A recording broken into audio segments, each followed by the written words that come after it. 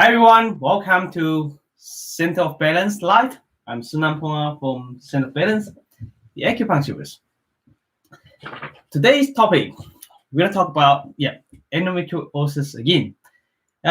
We talk about the six risk factor of endometriosis yesterday. Now today we're gonna talk about what is endometriosis, right? I like Dr. Yu Strand, acupuncture. Nice to meet you. Thank you for joining us. So let's start. If you are on this live video right now, and today is actually Sunday, 7:30 right now in New Zealand time in the morning. Yeah. I'm not quite sure the weather today. It seems it's bright outside. It should be a good day, good sunny day, hopefully. But here it's getting cold and cold and cold. Right. All right. So, let's see. Oh, okay. Let's see. Box over here. So I have 3 cameras in front of me. I'm going to talk about what is endometriosis. Now, first we need to know what is endometriosis, how the theory of why endometriosis, right? Hi Kika, how are you? Okay, we're gonna talk about what is endometriosis. Because in Instagram you can't see the topic. I don't know how to put the topic up, but anyway, the topic is what is endometriosis. And yesterday we talked about the 6 different factors of endo, right? And it now endometriosis is a disorder in which tissue similar to the tissue that forms the lining of your uterus grows outside of your uterus, right? Which means we talked about that yesterday too, right? The lining in your uterus, right? It's only supposed to grow in your uterus, but it actually grows outside of uterine, right? It grows in other parts, in other organs, on other organs, or in other organs, right? In Europe, severe summer is coming, so hot. Yeah, we quite opposite. We are getting into winter, so it's cold. It's getting cold. I had a heat pump in here, so it's keeping me warm. Yeah, a heater. So lining of your uterus is called the endometrium. Right, endometrium is the tissue, the lining of your that endometrium is actually grow on other part of your organs. So not supposed to be. If it's grow on other, that's not good. Okay. Endometriosis happen when endometrial tissue grows on your ovaries.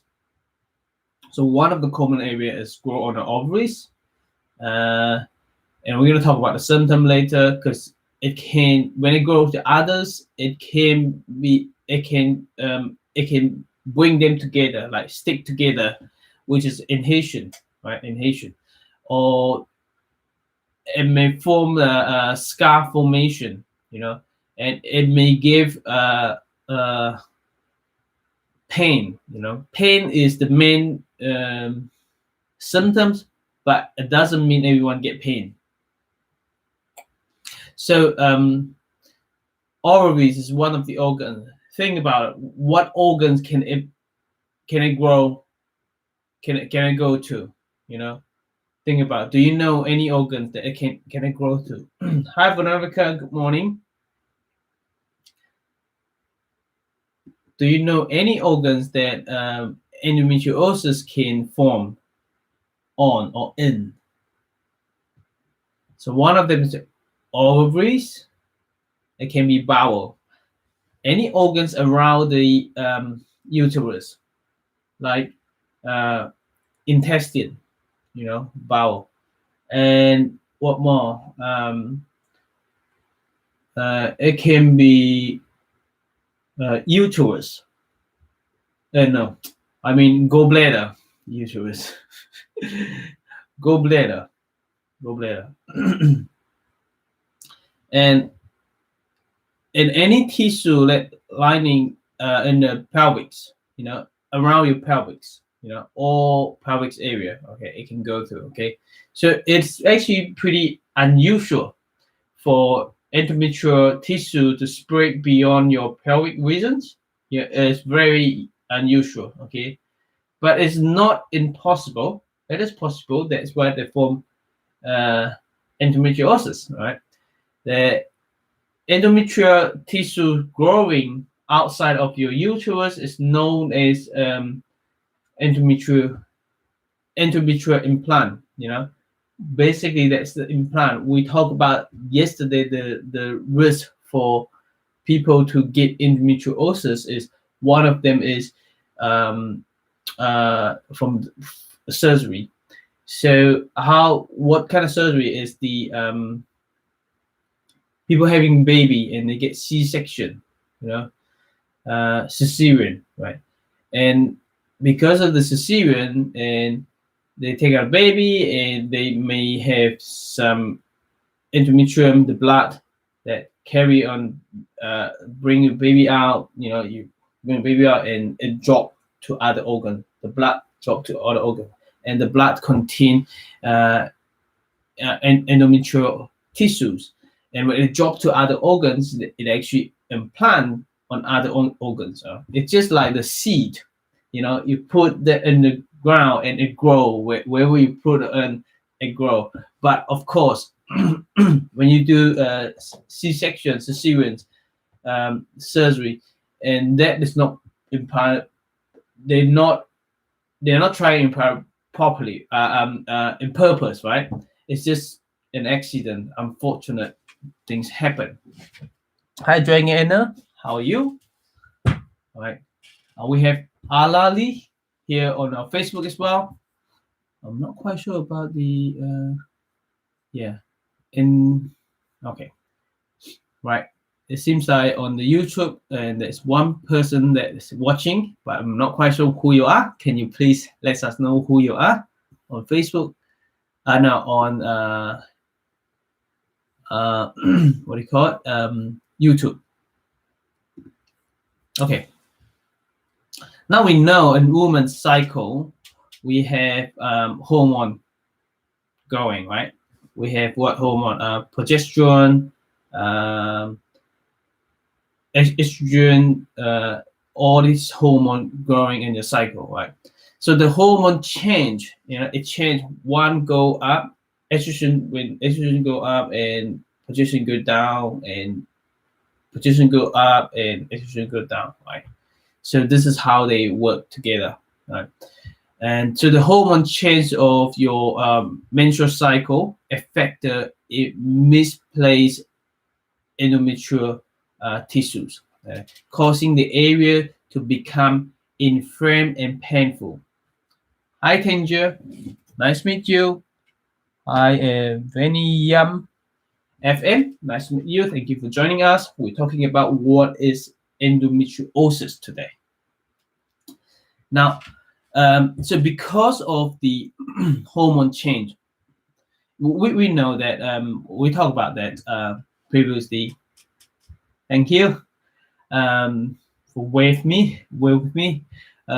So because of the hormone change, so when the estrogens increase in your body, and the lining, the lining become thicker and thicker, where the lining come from, it actually built up from blood, the blood built up from the lining, the lining built up from the blood, in our blood we have a lot of nutrition in it.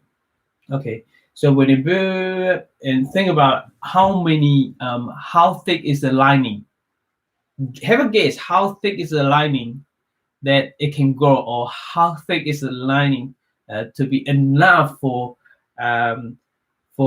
embryo to implant properly. Now, have a guess. Is it 6 or 5 or 4 millimeter, 6 millimeter, or 8 millimeter, or 11 millimeter? Have a guess. I don't know whether you know it or not, but if you treat infertility patient, you should know this. If you're an acupuncturist, if you're treating infertility patient, a lot of people don't know it. Even the GP, they have no idea about it. 3. Okay, Kika says 3. Any others? Have a guess, have a guess. I'll give you 4, 6, 8, and 12. 8. So Venyan FM say 8. You're clever. You got it right. Yeah.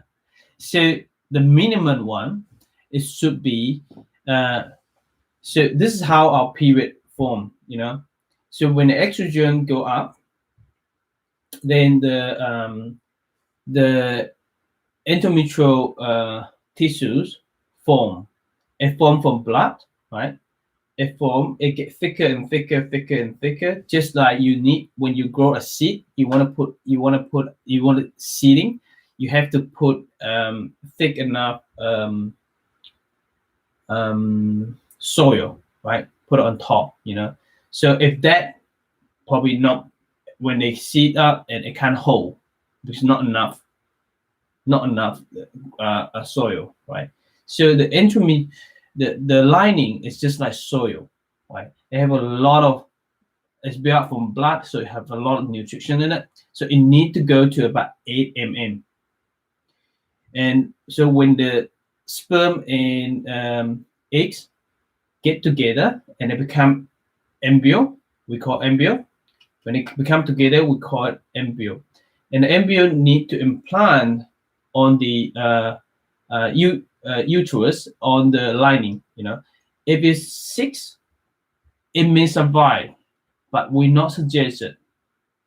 A lot of people do IVF right now, so some IVF doctor actually will do 6 mm, but that is risky. That's risky. Never of 3. So they will check you when they do IVF. They do the embryo transfer. When you do the embryo transfer, they always check the lining. Okay, so you need to ask if you have a chance, you go for IVF. You need to ask them when you go to the embryo transfer, and you ask them. They always measure it. You ask them, what is the lining look like right now? They measure it. Okay, and if they tell you it's 3 or 4, you say, please cancel the embryo transfer. I'm not going to do that because it's not going to be success. It's not going to be success. 6 risky. 6 mm risky. Why is that? Great information. Thanks. Yeah. Yeah. I tell my patient all this. When they have, we treat a lot of infertility patients, and when they come to us, we let them know this information, because I realized that the doctor didn't tell you, the IVF doctor didn't tell you that. They don't give you the information like this, because you need to understand that not all IVF doctors are the same.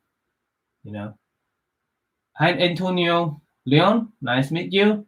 Not every IVF doctor are the same. Some of them wouldn't do it.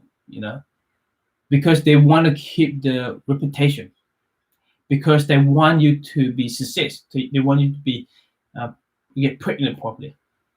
They want to be success. So they will tell you, hey, no, 6 mm too risky. We don't want you, because they don't want you to get pregnant in 6 mm, and then when the baby grow and haven't got enough lining, thick enough lining, and you have to face a miscarriage. And that's painful, miscarriage, and that's emotion trauma. The trauma of the emotion, and we don't want that happen to you. Okay, so I get my patient and say, well, build up to 8 mm, and it's painful. Some people just don't get to 8 mm. And what happens if they don't get to 8 mm? That's because you have low blood system. You may be anemia. You have to check your iron to see what, what if you lack of iron. If you lack of iron, you need to build up your iron, because the iron is the resource of your the source of your blood. Your blood need iron to build it up. And the quicker way is get a iron infusion. The quicker way is to get the iron infusion. Okay. Yeah. So I have to make it clear for you in here, because some people face infertility, and some actually choose to go to IVF. Yeah. So if you go to IVF, you need to have this information. You need to have this knowledge. Your lining need to be up to 8, because in a normal cycle, it has to. I remember when we were in China, my master, in China, they have, they come to, in China, you, in the hospital, we would very easy to access to all this tests, all this skin, and one of the way is to, when we prescribe Chinese herbs, okay, we one of the way is we can follow the cycle. There's some herbs that given to you after period. This herb is nourishing the blood. Why nourishing the blood? Because you are forming the lining. So I give you the herb to build up your lining. And when it comes to day 14, now let's say if your period is so standard is 28 days, when it close to day 14, which means you're gonna ovulate. So our master changed the herbs, on day 10 or 11. Why change the herb? We change the herb to stimulate, probably not on 10, sometimes in 10, sometimes 11. When we show that your lining is 8 mm, at least 8 mm, or 7, 7 or 8, that's good enough. Then we'll give the herbs, different herbs, and this herb's gonna stimulate the ovaries to release eggs. So if you haven't got enough lining, we won't do this. We carry on building the lining. So how do they do that? How do they do that? So my master just give them a prescription, and when they come in, give them the ultrasound prescription every month, beginning of the month. When they come to close to the ovulation, when they come to see my master, they have to go to the ultrasound first before they come in to see my master. So why do the ultrasound? They're gonna check with the ultrasound to check how thick is the lining. If my master see that, oh, it's 8 mm or 7 mm now, it's good time now we can change the herbs to stimulate your ovaries to get to help release the eggs. It's time, because when you get to 8 mm, some people's hormone has not been changing yet. They hasn't realized yet. So they keep building. It can build up to 11 or 12, and we don't need that. You don't need that, and it isn't good enough for implantation, right? So they give herbs to stimulate ovaries and release the eggs. Then the eggs and sperm together become embryo. Then it can implant properly on 8 mm of lining. All right, this is where it comes from. Okay, all right. Now we know on a normal cycle or normal person in the lining, the endometrial tissue in your uterus, it grows because of the following the hormone, right? Then think about it. If the endometrial endometrial tissue misimplant, misimplant on the pelvic area, in your other organs, like in your ovaries, on your bowel, or on your UB, which means is bladder, misplaced on those organs.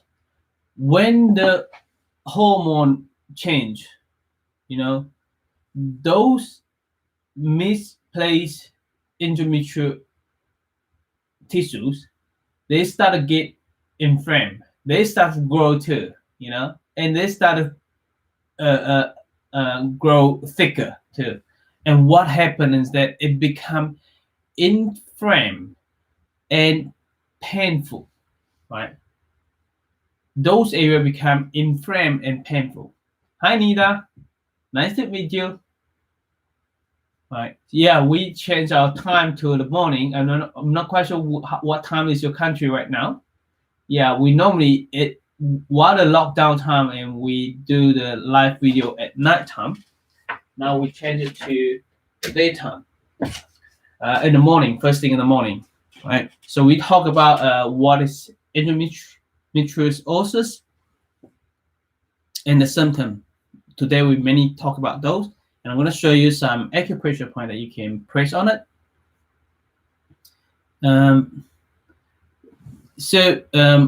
Over time, if the tissue that has broken down has now way to go and becomes trapped in your pelvis, it's 10 p.m. or it's night time. It's quite late in your country right now. Cool, right? So this tissue trapped in your pelvis can cause what? Irritation, right? And it can cause scar formation as well. And it can also cause adhesion, which the tissue binds your pelvic organs together, So whoever that close together, the organs, they're separate organs, right? It make them form together, like they sit up together, and that's not good. When they sit up together, each organ have their own function, and when they sit up together, and if one move, and the other one have to move, if one need to rest, it shouldn't be moving on contraction, but the other one pull. Think about it. If you are so close to the others, and you all sit together, if you want to go the other side, and that one want to go the other side, what it's gonna happen? It causes pain, Think about if those sit together, and this one functioning, actually moving, that way, and that one go that way, and they want to go different direction, what happened? It causes pain. When this one move that way and this one move that way, you see, they want to separate them, but it can't, because they stick together. They have the misplaced endometrial tissue stick them together. That's what causing pain, So the pain is from here. So severe pain during your period. So you get severe pain during your period, right? It's common, very, very common, very common. You may, though, not everyone will get the pain, though. So it's 11. Wow, 11 p.m. That's very late. Oh my God, it's not naive at all. No, not at all. Okay, now, of course, we talk about that. Endometriosis is one of the biggest issue that for fertility. So a lot of infertility problem that's causing, one of the biggest problem that's causing for endometriosis. So endometriosis is a common conditions that affecting up to 10% or 11% of women. Okay, you are not alone if you have this disorder, right? I do have to let you know that when we say 10% woman is a female is and that only happen when you begin your period. All right. If those little girl when they haven't got period yet, and what happened to them? And what happened to them? It's only happened. The thing about it, how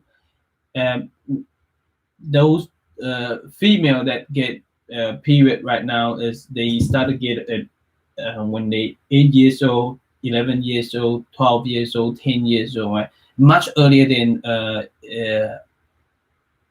30 years ago, 40 years or 50 years ago, because the normal period should begin in 14.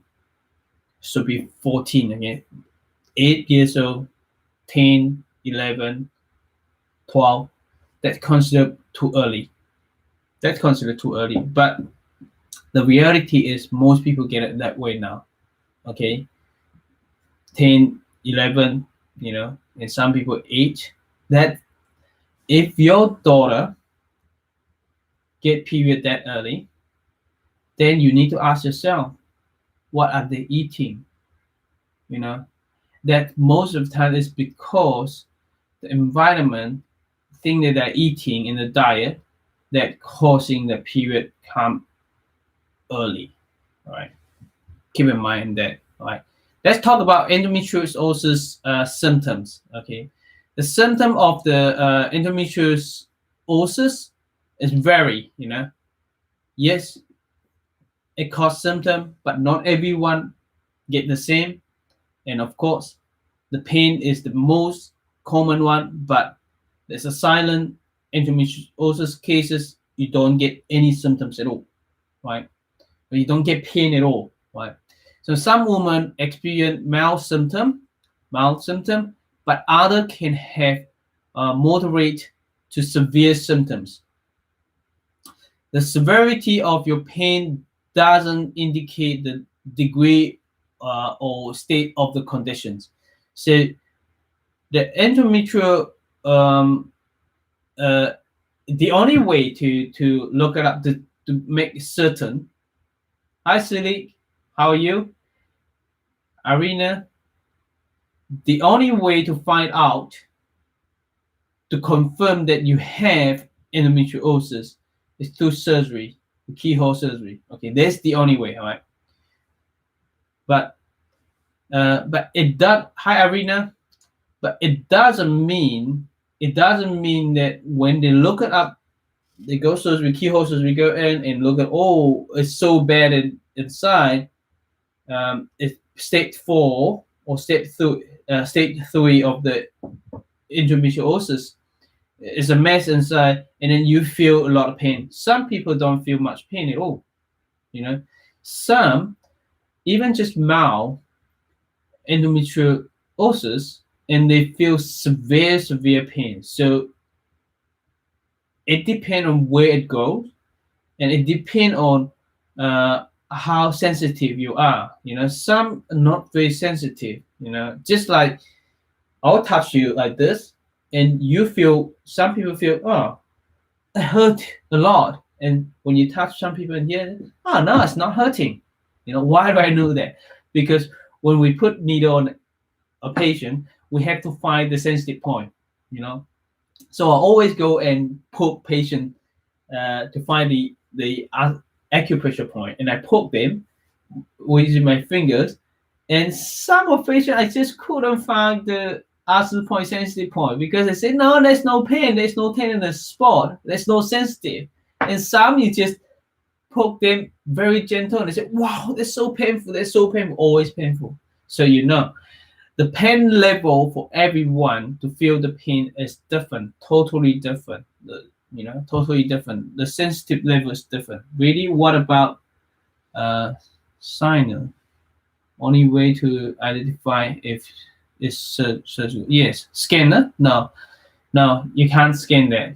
No, because when the ultrasound going, ultrasound is they put a sound into your body, and the sound reflect, so it can see the organs, it can see the what organs inside, but it can't really measure what see exactly what none of the skin can see that the tissue can tell, oh, this is tissue on those tissues sit together, because when the organs sit together, they still have the organs the shape, you can't see clearly whether they are sit together or not. You have to go the keyhole go in, so the camera go in to go inside and see, oh, really, and then you try to separate them and see, oh, you can't do that. They sit up together. You have to have a look on that. That is the only way to. We can use the symptoms. We're gonna talk about the symptom. The symptom. So when you look at the symptom, but sometimes the symptom's confusing, and you're quite certain it is endometriosis. And if you want to be certain, you want to make sure you get the right diagnosis, surgery. But it's very common to do the surgery to diagnose right now, not in the back 30 years, 20 years, because doing the surgery, they have to use a knife to cut it. But now it's just simple. They just drill 3 different holes in your belly, and just little hole, okay, and put 3 different tube into it, just keyhole, very small one, and tube go in, and one's camera, the other 2 is try to it's like forks in, spoon in, pose, separate the organ, and the camera can go in and look at things. It's just the idea of the keyhole surgery, right? Okay, think about it. We know about the pain. Tell me, for me to ask you right now some question about what do you know about the symptom of endometriosis? What is the symptom of endometriosis? Can you tell? Do you know any about it? Just type something.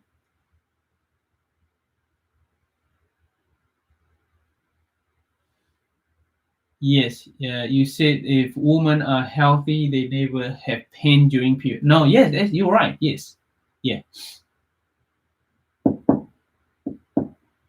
Some women, some person, not just women, some human, they have very high high tolerate with pain. Yeah, painful period is one of them.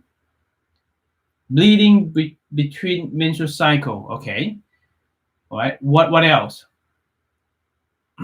That's right. So that's right. Bleeding between menstrual cycle. That's one of them. One of them. What else? Painful period. Need I say? Yes. What else? Cystic? No. And not normally cause cyst. Yeah, not normally cause cyst. And mental endometriosis.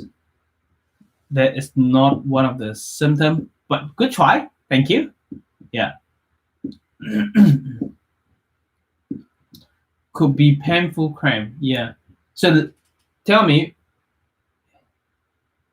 heavy period. Yeah. Yes, that's right. Heavy period. It can be heavy period, bleeding, heavy bleeding. It can cause heavy bleeding. Yeah. Now tell me, when we say about pain, okay, the painful, what area will be the pain or pain area? And pain, there is another pain. A period late, causing late period, not the main symptom. My friend has cystic and had been diagnosed as endometriosis. Okay, that's different. That's because the cyst is called PCOS. So that's different, which means your friend have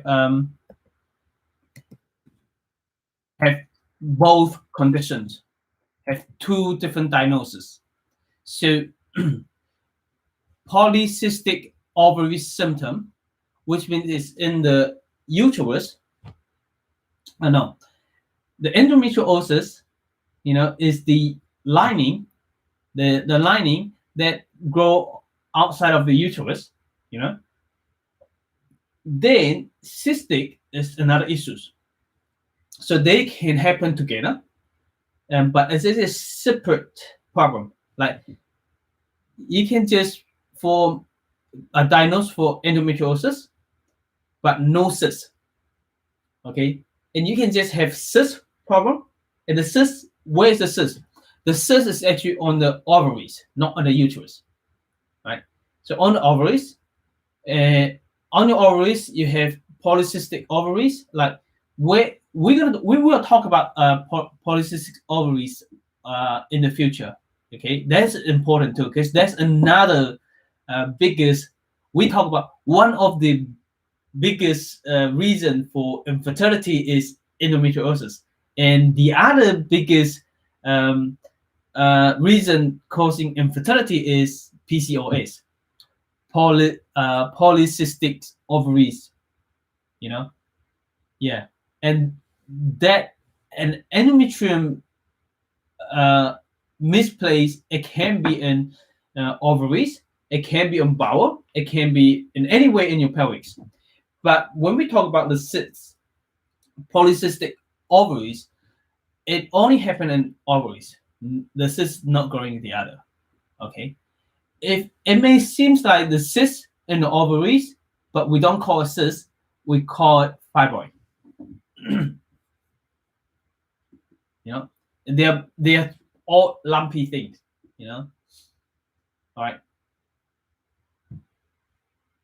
Uterus area, the pain, lower back, yes. The pain, it may happen. You're welcome. You know Chinese. 谢谢. Thank you. Okay.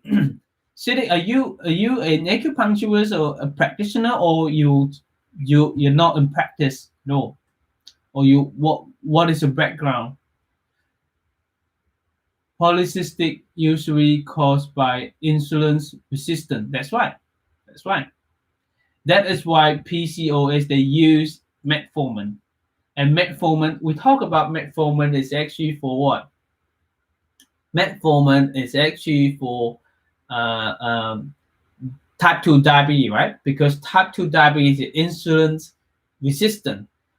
So insulin resistant, they use metformin, and that is why they use the same drug when it comes to infertility, and when the infertility is caused by polycystic ovaries symptoms.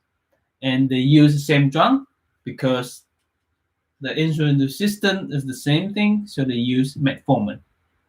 So you can link together. But is it right to use metformin? We talk about the side effect of metformin. The metformin side effect is what? Stomach pain, bloating, gassy, diarrhea, constipation. Yes, metformin are not good. Lesson learned. Yes. You try it, so you know it. Yep. I have a code in here, so I need to adjust this. Okay, good. All right. Now, let's talk. Nida said that the pain will be in the back pain, lower jaw. It's good. Which means the pain, it will be in here, anywhere in here, and it can be in here too, or in here. And some pain will be on the leg over here. Inside the what do you call it? Upper leg. The thigh, upper leg. Over here, here, or here. Okay, anything over here. 360 degree here. Yeah, that part. Okay. Now that's another pain. So yes, painful period pain in the lower abdominal before and during menstruation, before and during your bleeding, right? So some of them will be cramp. They get cramp 1 or 2 weeks around menstruation, 1 or 2 weeks before that, right? Around that. But it may not happen. It may not happen, okay? But it's common. It's common for endometriosis. That we talk about it. One of the symptoms is it causes infertility, right? Heavy period. Someone talk about that. Heavy period. Yes, you're right. Or bleeding between periods. So in between period, it's not supposed to bleeding yet, but it actually happened, and that's one of the signs. Okay, good. Okay, discomfort with bowel motions. Now we talk about a lot of patients that misdiagnosed in the first place because they feel pain, they feel bloating, they get diarrhea, and they get constipation. Between constipation and diarrhea, so people thought about, oh, okay, that's not good. I have stomach problem, and in the and tell you what, if they change the diet, they feel better. The symptoms feel better, which means, but in the end, when they have keyhole and they've been certain and diagnosed it's actually not IBS, it's actually endometriosis. And when they remove the the misplaced endometrium tissues from other organs, and the symptom reduce a lot, or they will have no symptom at all. But let us think about this. All these cases of suffer from endometriosis, and before they get a proper diagnosis of endometriosis, some of my patients, I treat them because, as I said, you need to get this, and we treat it as like IBS, change the diet. So what happened is when they change the diet, they get no pain, and they get very steady with pain. The pain reduced a lot. So it means endometriosis and IBS, they share the same symptom: diarrhea, bloating, and allergic to gluten or dairy. That means that actually tells us a good thing, When you treat endometriosis, you need to think about the diet. Keep it in a clean diet, plant-based diet will help them reduce the inflammation. As simple as. And in Chinese medicine, we talk about it. For this patient, no cold drink. That's important. Okay. Now, there's another pain that a lot of people didn't actually learn it and remember. This is one of the pain that discomfort for women is each time when they have intercourse, and so having sex, and the woman get discomfort and painful vagina inside. While they intercourse, they feel pain. They feel pain in the cervix, and that is one of the symptoms that happen in endometriosis, and a lot of people didn't know that, and that may be a early sign of endometriosis. Of course, not just that. There's other disease can cause that too. Can share the same symptoms of experience pain while intercourse, but I have asked a lot of patients when they have been confirmed with endometriosis. I asked them whether they experience with intercourse with pain, and most of them have this experience, and it's much early this experience is actually much early than the pain come while period and all other symptoms, you know. So if you treat infertility, they come with no symptom. I always ask this question: do you experience any pain while intercourse? If they do, I'll mark it down and I'll keep treating, because if nothing happened, I would suggest them to get a keyhole surgery to rule out in endometriosis. You know, so this is one of my key when I see infertility patient. Okay, now so the pain in the back area, in the abdominal area, it can happen anytime, you know.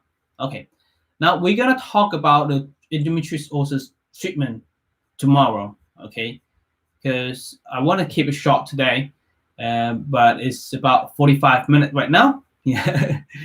Okay, then we can talk about what exactly causes endometriosis tomorrow too. And if we have time, we can talk about the endometriosis stage, you know, what different stage.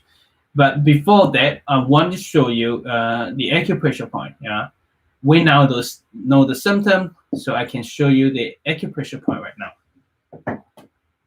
I actually just showed one of my patients yesterday. She actually suffered from endometriosis. Yeah, and I asked her. I remember I told you guys that I show you this is the area for period pain, and you can press on it. You know, get to the most sensitive one. Like go like from here, go there. Nothing in here. Oh, a little bit in here. That's the point. It's sensitive. So when I hit it, I go. You have to go deep on this point. So go in. That's so painful over here. That's so painful. So I would suggest don't use your fingers. You haven't got enough strength for that. So use here. Use a knuckle. Yeah. Yeah, Nidas is splint 6. Yes, I'm going to show you that as well. Thank you. And I'm not just splint 6 because you need to cover all the area. So just like I cover here. So if you're acupuncturist, you can needle here. It's much quicker. Use the small needles. And when you needle here, it's quick. It can reduce the pain straight away. All right. And that is very easy to reach. Okay. Or you can go here, from here to here. And around here, you go get the ulcer point, sensitive point, and you work on it. Okay, same thing, and that can help too, right? So alternative, that is a point in here, splint 6. Nidas is on Facebook and just tell us about this. And how do you do this point? This point is about 4 finger above the ankle, the ankle bone. So which side is that? We call inside. Medial side, and medial side is actually on your thumb side, big toe side. So toes, big toes, little toes. On the big toe side, over here there is a ankle bone. So 4 fingers above the ankle bones, and there is a shin bone in here, just right behind the shin bones, right next to the shin bone. Okay, so but in my idea for you, not just try to get to the one point, right? You'll find that the splint 6 is very sensitive, and yes, it works very well. But we know the splint 6 will help over here, but it may not help your back pain. You know, all the pain in the pelvis over here, right? So the splint 6 is very powerful. It can help a lot of pain over here. But my idea for you is go for the area, okay, rather than just one point. If you go to the area and you sort out all the sensitive point, you find as soon as you sort it out, all area pain will decrease. Okay, so where is the pain? So over here, from here to here, your knee and your ankle would make it halfway. So this is half, right? And on the lower half, you make another half, which is quarter. So from quarter down to your ankle, all this area, some point will be on the bone, on the shin bone. Some will be right behind the shin bone. Some will be on the calf muscle. So all this area, you want to go and press it and give it massage. Get it massage, okay? So the patient that I had yesterday, she been doing this. I treated her for a while for endometriosis, but we stopped treatment for about 6 weeks because of the lockdown. And she is in. She's managing very, very well. She had a surgery, she is on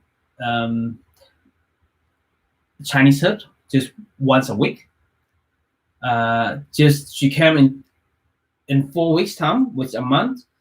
She take Chinese herb for 1 week and then stop for 3 weeks. Okay, then she do her acupressure point over here whenever she get pain, and every day, daytime as well, once a day. Then now her symptom is she still get pain in her period time, just 1 or 2 days. Very mild, not very bad. She doesn't need to take any medication. Then in between period, she had about 3 pain, quick one, just comes and go in the tummy area.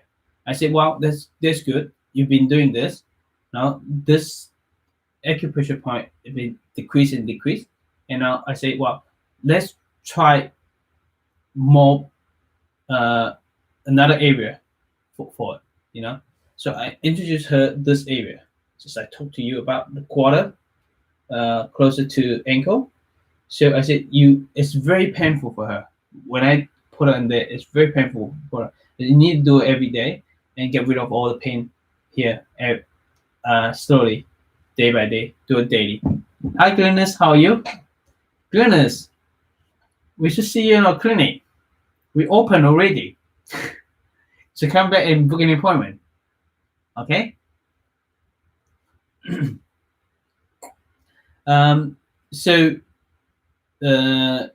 This is what we do. We give acupuncture. You can give you can do the acupuncture over here as well. Okay, but if you're an acupuncturist, you need to know sometimes the pain is it's not just in here, it's actually closer to a belly button. You need to do some point over here. But for this case, because my patient, I just asked her to do here, and I test it out for her, and it works for her. Okay, and even though just tenderness in the abdominal, and those will work for her. Okay, because I check her tummy, I can feel some point it's quite tenderness, and I put needle here, and then I test it out, and it decreases a lot. And it's what three tenderness spot, very tenderness, and I put needle in here, and I just in the end I just found 1 tenderness spot, and those tenderness spot has been decreased as well after with the needles. Okay. Good morning, Szenan. Will certainly do that. Thank you. You're welcome. Yeah, hope to see you soon. Okay. Nina, level 8 can help. Level 8. What's level 8? I have to Google it.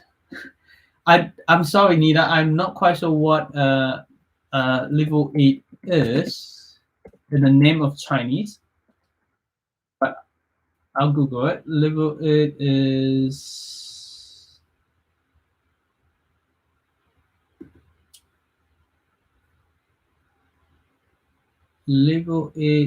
pinyin name is Qi Quan.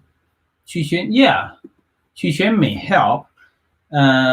Depend on where is the problem, where is the pain. Yeah. So if the pain is up to your belly area, and if the pain is on liver meridian and gallbladder meridian, and they will certainly help. Okay, but if the pain is on the kidney meridian, stomach meridian, or the spleen meridian, and liver, it won't help. Yeah. Veronica said, can infertility be treated just with acupuncture and not herbs? Yes, of course. Yeah, Veronica, yes, of course. Yeah, it just depend on how serious the problem. Like according to Huangdi Neijing is anything, everything can treat it under just acupuncture. Okay, but the question is, if acupuncture doesn't work well, then you need to put herbs in it. So in one situation, and if the patient is too weak, they haven't got enough energy, the organ's very weak, and they haven't got enough resources, so therefore they need herbs, And I find out that, so I have a patient yesterday. She came on Thursday, she had a lung collapse. Okay, I put needle on the scalp, 12 needle, and she felt much better, and she can breathe properly. And when she lay on it, she doesn't feel the pain. She's quite exciting, and she had pain over here constantly. It used to swelling, and before the lockdown time, I gave her 1 acupuncture, and the swelling's all gone and never returned, right? But the pain's still there. It decreased too, but it's still there, pretty uncomfortable. So the needle went in, 12 needle on the Bai Hui 12, and the body 12, magical 12 as well. So she felt quite good, very good. And the first time of acupuncture, she went home, she sleep, and she wake up a lot better. And the second time, she told me that she couldn't go to bed at night time, too exciting after acupuncture. She was going to have a rest when she go back. She said, well, I probably need to go to sleep, but she didn't. She tried to keep her up herself, and that is a bad decision. Why is that? Because she got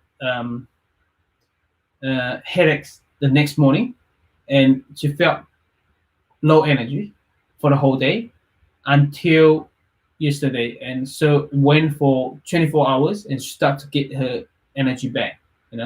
So in this case, I'm trying to figure out what's going on with the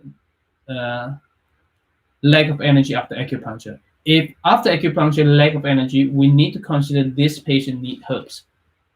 Yeah, because acupuncture actually use up some energy, and her body can't supply that energy for her to use acupuncture, right? So it's the same thing when it comes to infertility. Yes, acupuncture, simply just acupuncture, and it'll be fine. Well, you show us the point, please. What point do you want to know? Kika say, can we talk in the future about live daily energy? Some acupuncture target to press? Yes, of course, Kika, yes. Yes. And the Instagram's gonna shut down soon because it's about an hour now. So it's just 1 minute. All right. Veronica, what point do you want me to show you? For fertility. And for fertility is I think Eileen probably show you already is the we call OBGYN, medical aid for women. That is Dr. Tan's basic OBGYN. But I do have to tell you that not everyone respond to OBGYN. Not everyone. It's a basic point, but you can use other point as well. Yeah, but yeah, people do respond, but not everyone. In my experience, not everyone respond to it. Yeah. And some fertility patient, you can just use medical aid +1, especially when it comes to endometriosis, because the symptoms is very similar, or it's just the same as IBS. So when the same as IBS, it's a stomach and spleen problem. So why not use medical aid, medical aid plus one? So medical aid and medical aid plus one can use for fertility. Yeah. So I want to say this: we base on the diagnose rather than based on the disease name. You know, if you know how to base on the diagnose and to choose the point, and that's better.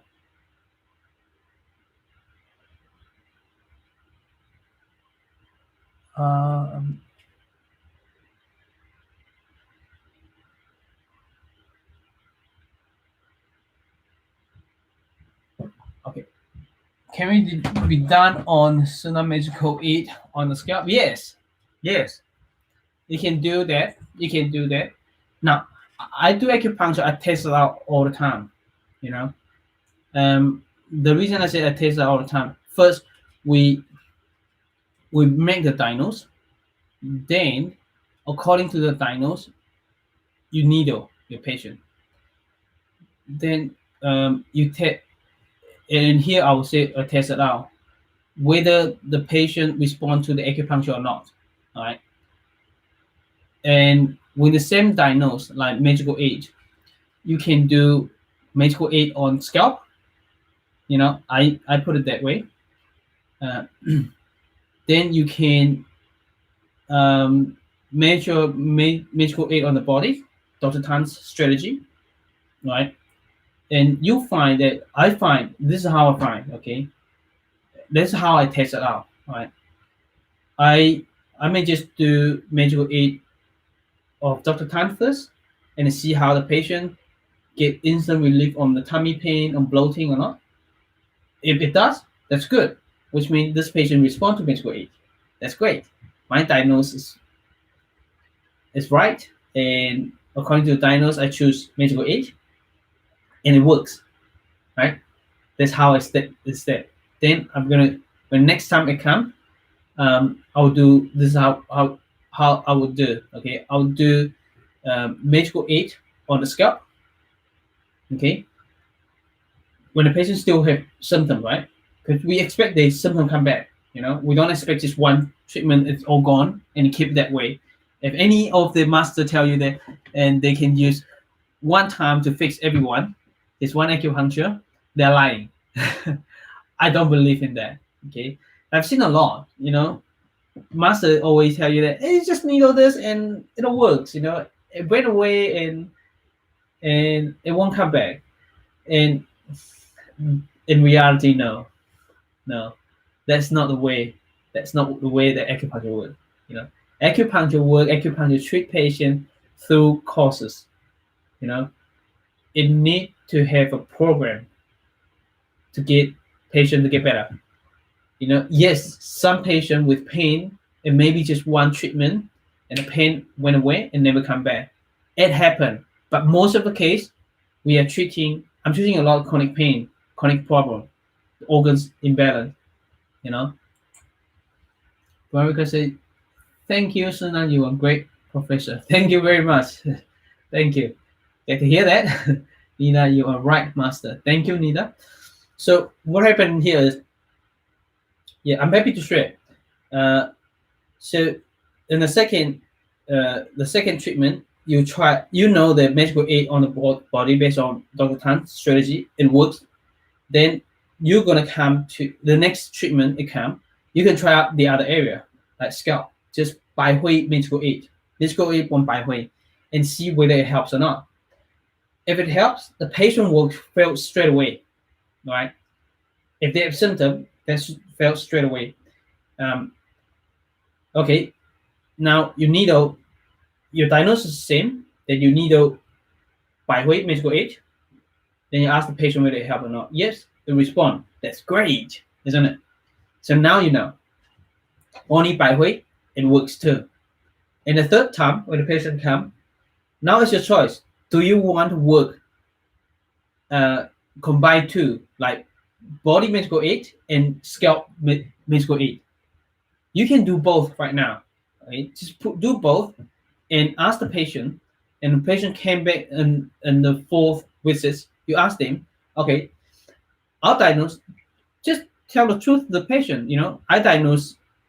I think I make the right diagnose. Okay, you respond to the first treatment, medical aid, body medical aid, and you respond to the second treatment, scalp medical aid. Now, the third medical aid, I combine the scalp and the body. So the three treatment, you all respond. But now I want to figure out which one is better for you. Okay. So in our mind, we may thought about, oh, okay, scalp acupuncture work, medical aid work, and body medical aid work. And of course, if we put both together, it will work better, right? That is common sense, right? We all think about those, but in reality, not really. It may not work the best. The more needle or two combined to one, it should work better. Not in the case. Not really. You ask your patient will tell you. So, in the last three treatments, which one do you think is the best for you? Which one do you review? How do you measure which one's better? Which one give you relief longer? The release of the pain lasts longer. Which one? Okay, and you ask them the energy. Okay, which one give you more energy? Or opposite. If any of this, like if they combine together, more needle, there is 16 needles compared with 8 needles. Then you ask them, they may tell you which one they feel more tired with the needles. Because in general, the more needle, more tired. If they're weak, all right? Less needle, less tired. If they haven't got the resources in the body. Yeah. In general, all right?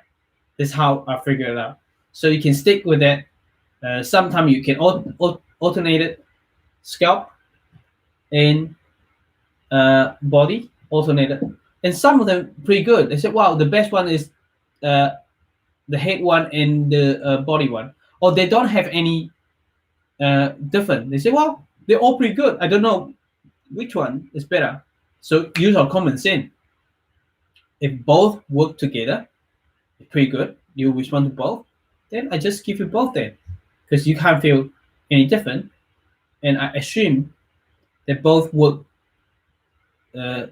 This and this work the same, and they combine together, it'll double the effect for you. You can do both, but in some cases you just don't want to do one. And how do you know that? Ask your patient. You measure. That's how you see the patient. Ask a quick question, and they respond. You put needle in. That's it. That's what I would do. Okay. Yes, needle using pulse would help too. Yeah, using pulse, you can use pulse to do that. But because what happened is, if you're not using pulse to diagnose, to make the diagnose, you're using pulse according to the conditions. So you're better off just using, when you measure it, you use the condition to measure it. If you're using a pulse to measure the, to make the diagnose, then you put needle. The way to tell whether it works or not, to measure, yes, you can ask your patient how they feel, and then you come back to your pulse to check the pulse whether it's more balanced or not. Yeah, because most of the time, practitioners use medical aid. They don't use pulse. You're not according to the pulse. Yeah, to use the medical aid. But yes, you can. Yeah, I've seen people do that too. And one of my colleagues in Auckland, and we both attended to Dr. Tan's workshop. We both learned together for the beginner and the advanced, both class. We learned together, and then she decided to come to my workshop as well last time in Auckland. And she shared a lot, and she was graduate in UK, and she do post a lot, but the post is quite different with what I do. Yeah, she do the 28 post. Yeah, so it's different. Yes, she does use post to decide which strategy to use. Yeah, and that's good. That's good. But it's very difficult and not easy to learn on 28 poses. And my pose is different. You know, it's easy. Just one day, and you know how to take the pose. Okay, I think we gonna close this live video. And thank you for being here with me today. I appreciate that. So we'll see you tomorrow morning. We have we go over 1 hour again. Yeah. Have a great day, Szenan. Have a great day. You too. Have a great day, Veronica. Thank you very much. And Nina is so late over there now. You should go to sleep right now. And thank you very much. And have a good sleep. I'll see you tomorrow. Hi, Arina, Kika, Marija, Ashija. Thank you very much. And I'll see you tomorrow morning. We're going to continue endometriosis. Thank you very much. I'm going to post down on YouTube first and then Instagram.